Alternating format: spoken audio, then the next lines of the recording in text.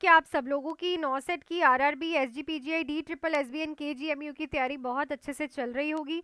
तो इन्हीं एग्जाम्स की तैयारी मैं आपको इस चैनल पे करवा रही हूँ बेटा। 210 क्वेश्चंस करवा चुकी हूँ, 211 क्वेश्चन आज हम करेंगे। लास्ट टाइम मैंने आपसे ये क्वेश्चन पूछा था कि पेशेंट है एक्यूट कॉरोनरी सिंड्रोम का, कौन सा ड्रग जो है आप सबसे पहले दोगे? तो राइट ऑप्शन यहाँ पे रहना था एस्पिरिन।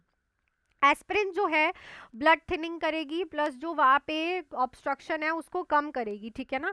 सो सबसे पहली जो ड्रग जाती है एस्पिरिन। तो जो भी बच्चों ने कमेंट में ये लिखा था राइट हो आप लोग, वेल डन। ओके, चलो आज का न्यू क्वेश्चन देखते हैं।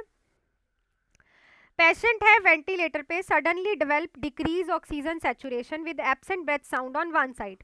सो पेशेंट है वेंटिलेटर पे, ठीक है, उसका ऑक्सीजन सैचुरेशन कम है और एब्सेंट है ब्रेथ साउंड वन साइड पे। ये क्या इंडिकेट करता है बेटा?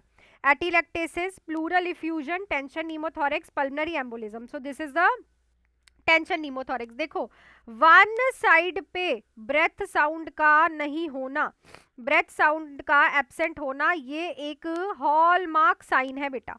ये एक हॉलमार्क साइन है टेंशन नीमोथोरेक्स का। तो अगर आपको कहीं पे भी ये सिम्टम दिखता है तो आंख बंद करके नीमोथोरेक्स, टेंशन नीमोथोरेक्स पे टिक लगाओ, ठीक है। चलो नेक्स्ट है, which electrolyte imbalance is most commonly associated with prolonged diarrhoea.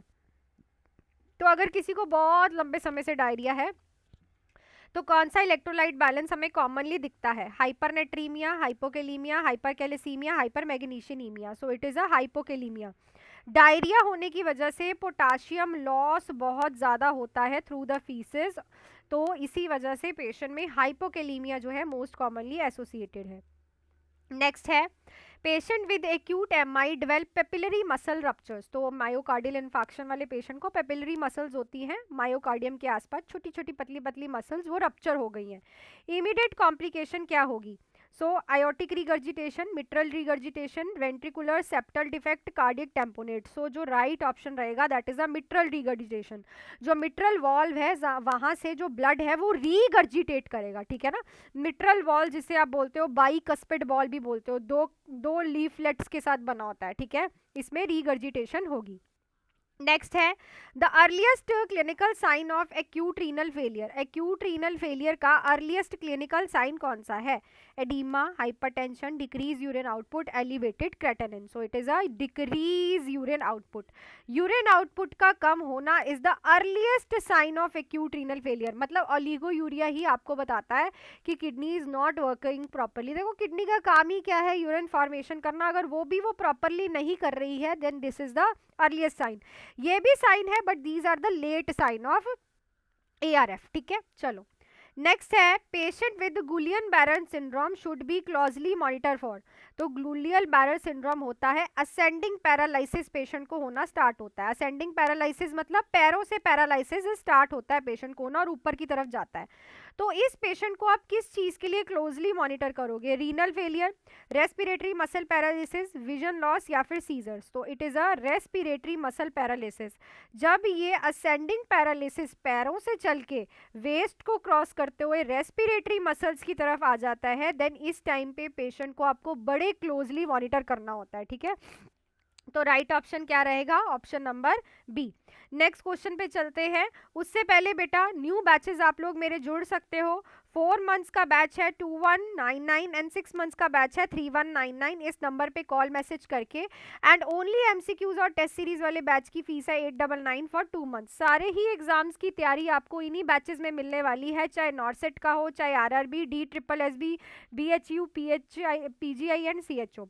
इन्हीं बच्चों की तरह आप मेरे साथ तैयारी कर सकते हो और सिलेक्शंस भी अपनी ले सकते हो बेटू, ठीक है। तो जुड़ सकते हो, ये ऑफर्स का लास्ट डे है आज। सो नेक्स्ट क्वेश्चन देखते हैं, which laboratory value best indicate severity of metabolic acidosis. इनमें से कौन सी लेबोरेटरी वैल्यू इंडिकेट करती है कि मेटाबॉलिक एसिडोसिस बहुत सीवियर है? PA, partial pressure of oxygen, partial pressure of carbon dioxide, serum bicarbonate, oxygen saturation. ये दोनों हम रेस्पिरेटरी में चेक करते हैं और मैंने बहुत बार बताया है मेटाबॉलिक में क्या चीज चेक होती है भाई? बाइकार्बोनेट आयंस जो कि HCO3 होते हैं, ठीक है। चलो नेक्स्ट है, patient with the head injury develop clear nasal discharge with finding suggest. Head injury वाले पेशेंट के क्लियर नेजल डिस्चार्ज आ रहा है कौन सी फाइंडिंग से जस्ट होगी, एलर्जिक रेनाइटस, साइनोसाइटस, सीएसएफ या फिर एपिस्टेक्सिस। तो it is a cerebrospinal leak fluid जो है देखने को मिलेगा, क्योंकि कभी भी नेजल डिस्चार्ज हो हेड इंजरी वाले पेशेंट में मोस्ट कॉमनली वो सीएसएफ लीकेज होती है।